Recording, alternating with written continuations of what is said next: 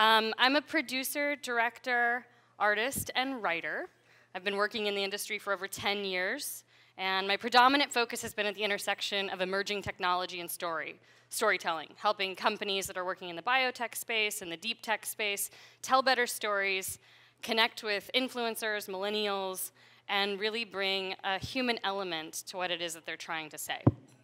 And my most recent project, I Am Human. It's a featured documentary that follows the journeys of 3 humans with implantable brain interfaces, or as we like to call them, the world's first real-world cyborgs. And through the lenses of these 3 stories, we also explore the larger implications and opportunities that are present with this technology in society, as well as the timing and inevitability of humanity's new evolutionary path.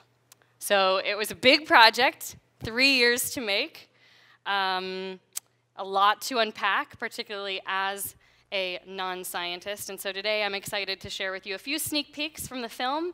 If you'd like to check it out later, we can make that happen for you, as well as 3 key insights I learned in trying to unpack this very complex field and tell a story that hopefully changes some minds about a technology that is incredibly polarizing. And I know for many of you in this room that work in technology or science or some various space in between, storytelling is an incredibly huge part of what you do in terms of raising money, in terms of connecting with an audience, and so hopefully this can be a bit helpful for you as you embark on that journey as well. But first, a little 60-second teaser of the documentary so you have some context as to what I am talking about. We are about to enter into the most consequential revolution in the history of the human race, where we can take control of our cognitive evolution. What if we could expand your capabilities beyond what we as humans have never had before? What we're seeing is that technology is becoming part of us because we're linking biological brains directly to machines. We're handing the reins of our own lives, of our own minds, to us. We get to choose how we think, who we are. We're talking about technologies that could radically alter the way we are as human beings. History is littered with good intentions. But if we start tinkering with the brain, we start changing it, are we about to fundamentally change what it means to be human? And if so, are we okay with that? So there you go. That's a little 60-second teaser we released for the film just a few months ago. We premiered at Tribeca Film Festival in May. We've been doing the film festival circuit since that time, and the doc will be released domestically in the spring of 2020. But like I said, we're happy to give you all an exclusive screening if you are interested. So 3 years of a lot of work, blood, sweat, and tears, and didn't mean to do that. Blood, sweat, and tears, but a huge learning experience for me, again, coming in as a non-neuroscientist, working with neuroscientists to figure out how do we tell this incredibly complicated story, particularly when a lot of the current stories that are out about this technology revolve around fear, and we'll get to that in a second. But first, I just want to baseline myself in terms of who's in the room here, and I know it's a lot of really smart people. I was actually at the Napa Valley Film Festival for the past 2 days, so I'm so sad I didn't get to enjoy all of the talks over the past 2 days with all of you. But first, this, true or false? By 2030, based on current industry projections, there will be 1 million people walking around this earth with implantable brain-computer interfaces in their brains. True or false? Okay. Anyone that would have thought false? We have a few timid hands going up. Okay, great. So yes, this is based on industry projections. This is true. There are currently 200,000 people actually walking around on this earth with implantable brain-computer interfaces. I would imagine that more people in this room would already be familiar with that, but if you're talking about the general public, most of them do not know that is the case, and most of them are terrified of this. So when they hear these numbers, it's a lot to take in, and when you think about the trajectory of this technology over the next 10, 15, 20 years, 30 years, it's going to get very real very quickly. And there are a lot of issues and opportunities that people need to be aware about. So how do we shift public perception around the benefits of this emerging field?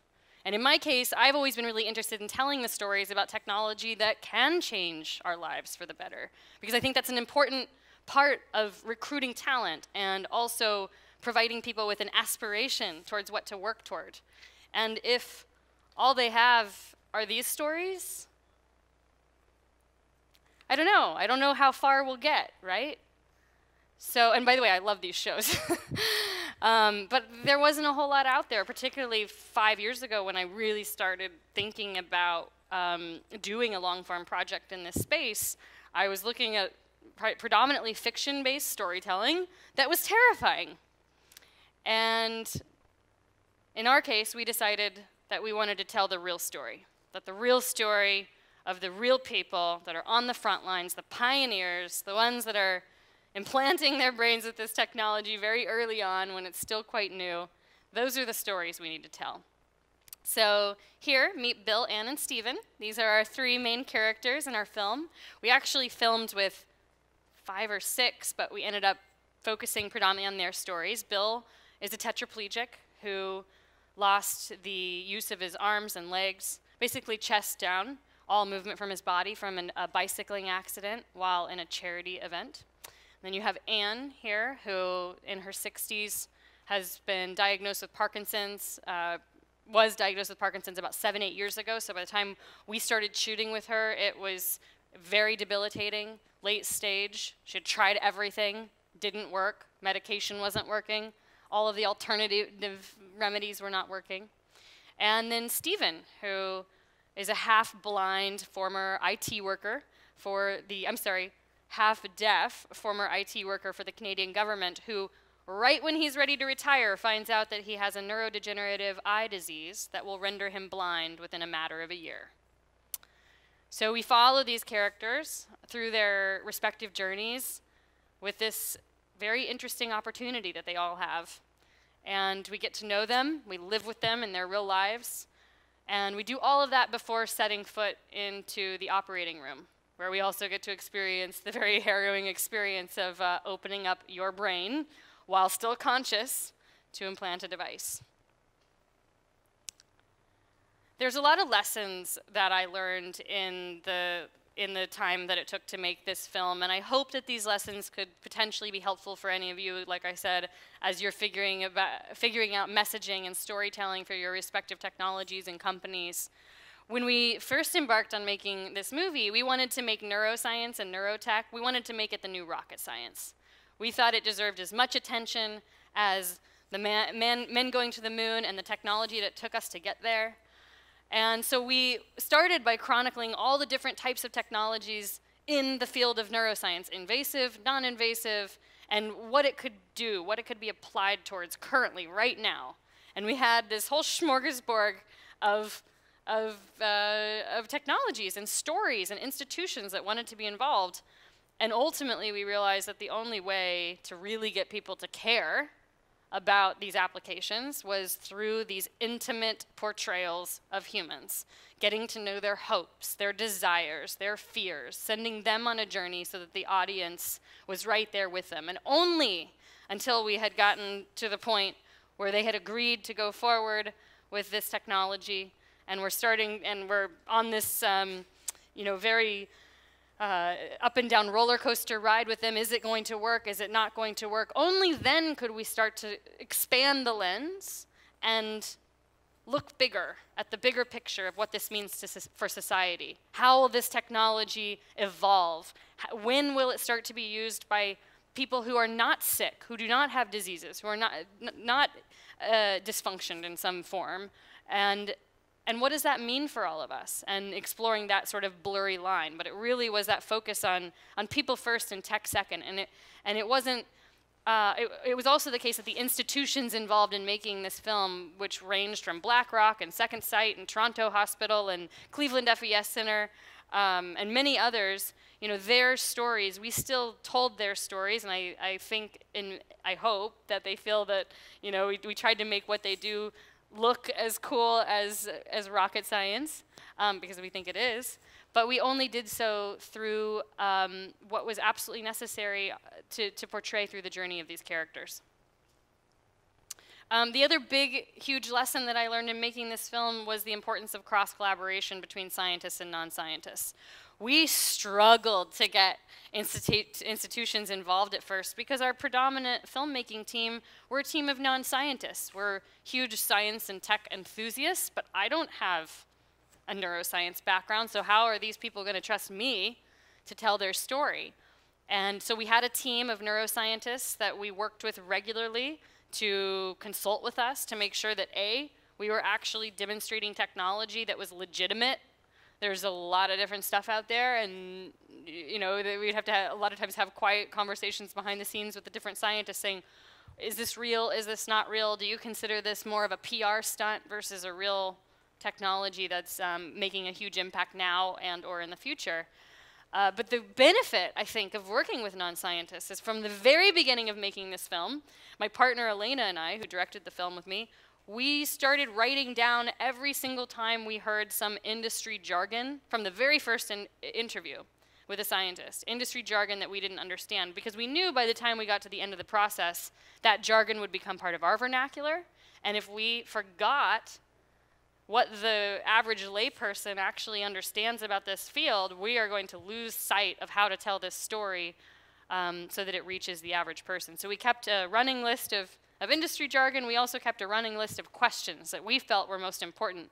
And we noticed that our questions changed quite a lot as we became more educated on the field.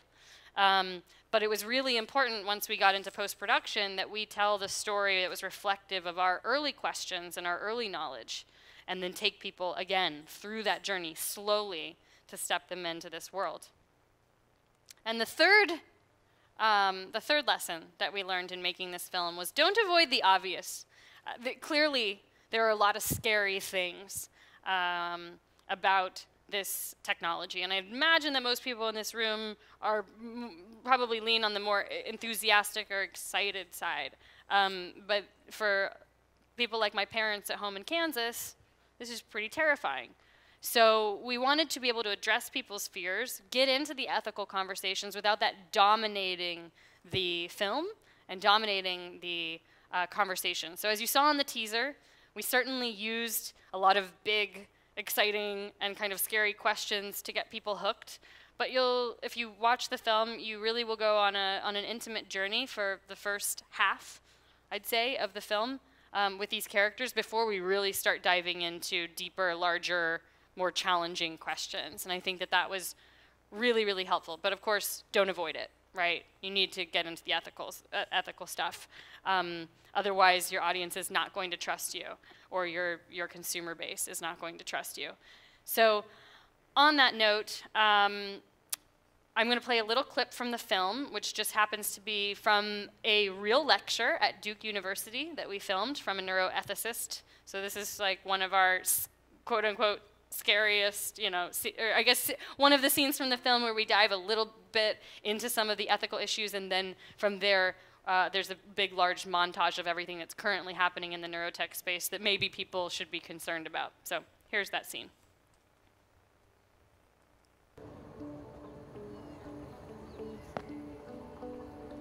Welcome, class. Today's lecture is about neuroethics. We are on the cusp of being able to truly unlock the secrets of the human brain. But more than that, more than just being able to understand what's happening in the brain, now we're able to make a lot of very precise changes to it.